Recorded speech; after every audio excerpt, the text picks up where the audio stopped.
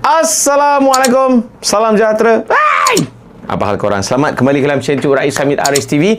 Masih lagi bersama dengan YouTuber kegemaran rakyat Malaysia, Indonesia, Brunei, Singapura, Patani dan juga Filipina. Rais Hamid, apa hal korang? Check it out now. Ya bedu, let's go. Come on yo. Bismillahirrahmanirrahim. Allahumma salli ala Muhammad wa ala ali Muhammad. Allahu Akbar. Tekan butang subscribe.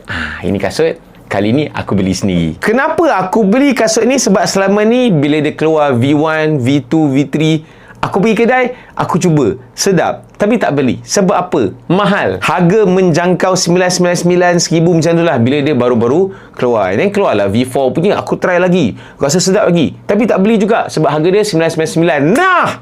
Tiba-tiba aku pergi dekat punya butik.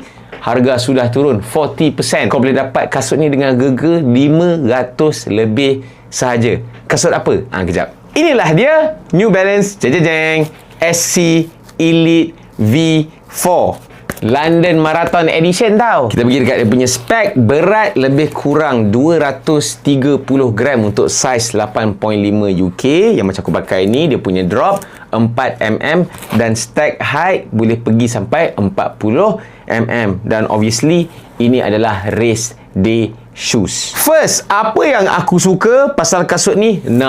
Design dia guys. Sebelah lain dan ini London Marathon punya edition tau. Aku terus nak bagi highlight dekat dia punya spotlight. Dia punya midsole. Dia pakai 100% Piba foam. Dan of course sebagai race day shoes, dia ada carbon plate energy arc dekat sini yang sangat-sangat ngam dengan gabungan dia punya Piba foam ni lah. Dan dia akan bagi kau pengalaman lari yang sangat-sangat smooth. Dia punya propulsion, energy return, shock absorption sangat-sangat padu. Bahagian apa dia memang aku tak tahulah ni terpaling nipis kau benda ni. Memang sangat-sangat breathable, sangat-sangat best. Ditambah pula dekat bahagian insole dia ni, kau tengok bahagian tumit dia masih lagi ada padding dekat situ. Jadi keselesaan tu takkan terabai. And then dekat bahagian tang dia pun ada sedikit padding dekat situ. Nampak.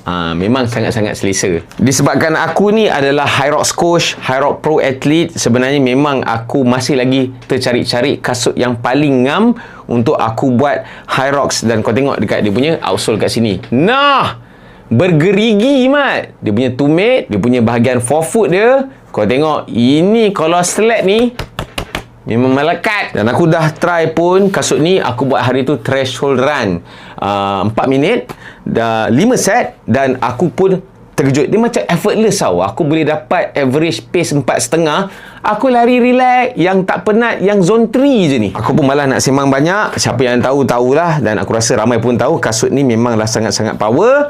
Korang boleh pergi dekat semua New Balance punya butik. Aku rasa semua dia punya butik pun memang SC Elite V4 ni memang tengah promo kau-kau. Dan sebab dia nak keluarkan V5 kot. Jadi pergilah, beli sekarang, kumpul duit, Atomi apa semua, pergi buat. Memang kau takkan menyesal kalau beli kasut ni. Kalau korang suka dengan video ni, bolehlah share. Kalau ada sebarang komen, boleh komen dekat bawah. Jangan lupa untuk tekan butang like, butang subscribe dan juga butang loceng untuk notification video-video daripada channel YouTube Rais Hamid selepas ini. InsyaAllah, semoga semuanya dimurahkan rezeki, dipermudah urusan. Jumpa lagi dalam next video. Assalamualaikum. Bye-bye.